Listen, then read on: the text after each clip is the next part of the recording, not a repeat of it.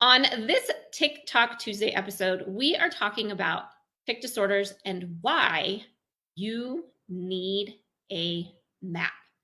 The parents don't think about why they need a map when they're dealing with their child's health or even dealing with their own health. Why you need a map. And it's actually a very, very important piece of what we do with all of our clients here at Regenerating Health. So I would love to know, when you are getting ready to go on a road trip, how many of you check Google? I mean, maybe like in the 80s, you were with your parents, like navigating using a map. How many of you check Google Maps or something similar before you go on a road trip? If you are checking the map before you go on a road trip, say yes. Yes, yes, yes. I would love to know. Do you check a map before you go on a road trip? I do. I check the map. I need to know. Like, for example, my sister lives 9 hours away from me, outside of Austin, Texas. So, yes, I've been there a zillion times, but I always check the map. Like, what if I miss an exit? What if I'm, not in the right place? Where can I stop to let the dogs out? Where can I stop to let the kids out? Where can we stop and eat? Like, what is along the way? Like, I still check the map every time, even though I've been there a zillion times. So, yes, Tanya says yes. Jackie says absolutely. You definitely check the map before you go on a road trip. So your child's health is the same way. Plain and simple. Your child's health is the same way. If you are not looking at and or creating a roadmap, you don't know where you need to go and how you need to get there. And this is really a very, very important piece of the puzzle. It's something that we work with parents to do, is we are going to help you create that roadmap so you know where you're going and how to get there. But this is where I think so many parents end up frustrated because they don't have that roadmap. So, you still feel like you've tried everything and you're frustrated. And I get that because I have been in your shoes. But why is that? Well, quite simply, it is because we don't have a roadmap. We feel like finding a solution for our child's symptoms is like searching for buried treasure. If we have a map, we can follow those exact directions, but there's nobody to give you a map. There's no map out there. So, how do you come up with that plan? So, the fastest way to get a data driven plan and to reduce symptoms is to really have this map of what's going on with your child. So, we really feel helpless.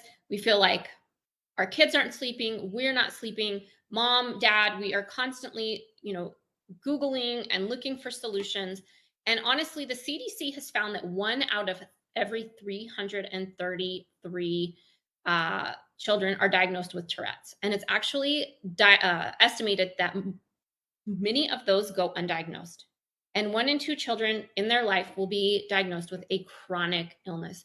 So we have to ask ourselves, well, why are our children being diagnosed with chronic illnesses? Why are 1 out of every 333 children being diagnosed with Tourette syndrome? What is happening in and around our world that is leading us down the wrong path?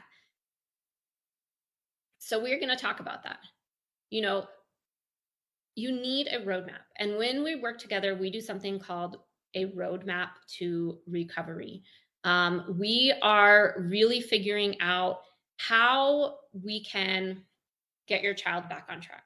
What can I do and how do we fix this? As parents, we feel like we have tried every trick in the book, so to speak. So, this is one of the reasons that we actually feel really frustrated as parents. And today we're really talking about parents and less about kids, because you as a parent are a key piece to getting your child's health back. You have to be in control to get your child's health back. So this is why we're really talking about that parent piece today. Because I know a lot of you are here like, well, I want to know about tic disorders. How do I make my child's tics go away? But we also have to talk about you as the parent being the guide and how we create this roadmap. So, this is where we go wrong when we are Dr. Googling everything. So, you've tried every trick in the book, so to speak. I know I did. How many of you feel like you have tried everything in the book and you are still frustrated? Say yes. Yes, yes, yes. That was me for sure. I felt like we tried every trick in the book and we were still frustrated. So, here's why this happens. Many times we're trying all of these things, and I hear this from so many of you is, Well, we went gluten free for a few weeks and we didn't feel like it worked. And so then we tried dairy free for a few weeks and it didn't work. And then we also tried hypnosis and we did like 8 sessions of hypnosis and we feel like it didn't work. And then we did CBIT, which is that cognitive behavioral intervention for tics and Tourette's. And I felt like it was really, really hard because my child is 6 and I can't get him to sit down and focus long enough to work on CBIT. We've done no screens. We've done strict bedtimes. We've done this naturopath. We've done chiropractic. We've tried magnesium. We've tried B6. And Jennifer says yes, she feels frustrated. She feels like she's tried everything. Yet these approaches can yield results when applied properly and specifically for each individual. So when we don't have a map, we are haphazardly trying all of these things. So we're like, well, we're going to do gluten free, and then, well, gluten free didn't work, so then we're going to go dairy free, and then gluten free, dairy free didn't work, so we're going to try the hypnosis, the CBIT, the no screens. But we're not following a roadmap. We're just haphazardly trying it. We're like, well, we'll try this, and then we'll try this, and then we'll try that. But when you put it all together, you actually know what's going on inside your child's body. Then we can help you create that roadmap so that you're not haphazardly trying things. I have so many parents that are like, well, we tried gluten free. We tried gluten free for 2 weeks and it didn't work. And I'm like, you have to do gluten free in combination with everything else that's going on in your child's body to get them back on track. It's not just gluten free. You guys are going to hear me say over and over and over again that it is many, many pieces of the puzzle. It is not just one, it is many pieces of the puzzle. So, diet is one piece. Sleep is one piece, exercise is one piece, toxins in your environment is one piece, your gut health, your digestion. These are all pieces of the puzzle. So when we're just focusing on gluten free, we may totally be missing the boat because we're not doing all of these other things in combination with what's going on inside our child's body. So the only way to definitively know the way to reach those solutions is through our comprehensive neuroimmune analysis. We absolutely believe in data and fact-driven plans. And we know parents have already done plenty of guessing by the time we talk to them, by the time we get on the phone. And my goal is really to provide a clear, proven plan that is based on the science of what's going on inside your child's body. So comprehensive neuroimmune analysis is my proprietary approach that I created for my own son. And when we were extremely successful, I started using it with other clients. This helps us to look at over 935 different biomarkers. And parents say, well, we've run blood work. Well, yeah, you've run blood work. They may have looked at like 50 different things on your blood panel, but here's what you need to know. Blood work is very limiting. Blood work is limiting because it is not telling us, one, what's going on inside the cell, because you're seeing what's in the serum of the blood, but you're not seeing what's actually going on inside the cell. So for example, potassium is really held inside the cell. It works on a sodium potassium pump. Potassium is really inside the cell. So when we're checking potassium levels in serum, really may not give us a good picture of what is going on. And it's certainly not going to tell us what's going on with our child's digestion. It's not going to tell us what's going on with gut or underlying infections. It's not going to tell us if there's mold toxicity. So we have to look at the fact that blood work, although beneficial, is not going to give you all of these hidden stressors that are going on inside your body. This is why we look at 935 different markers using functional lab work. That's a really, really important piece of the puzzle because this gives us the data. This gives us the information on what's going on inside your child's body so that we can then connect the dots and create that roadmap for you.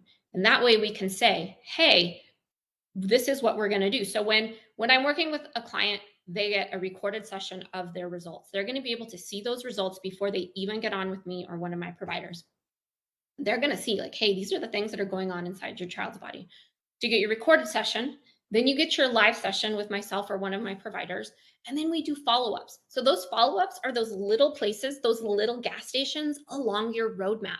So we're not just going to start out and say, we're going to do all of these things at once. It's too overwhelming for a little sensitive body, or for some of these kids, they're big kids, but it's too overwhelming. We have to break it down and be like, these are the stops along the map that we are going to make. And they're different for everybody because we know what's going on inside your child's body. So some kids, we might have to start with working on some mold.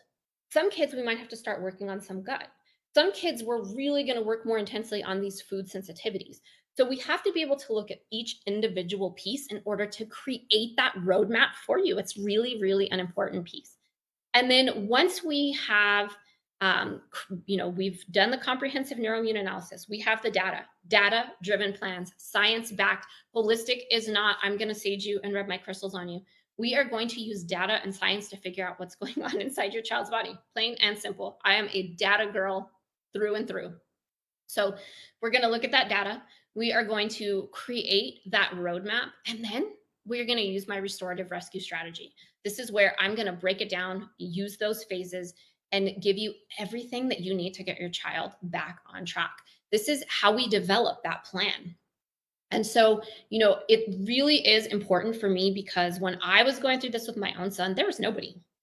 It was me. I was alone on an island. I was scared. I was frustrated. I wanted somebody to hold my hand. I wanted somebody to say, this is what you do. These are the steps along the way. This is how you get there. And so it took me having to figure out myself for myself. And so now this is why I've created it the way that I've created it.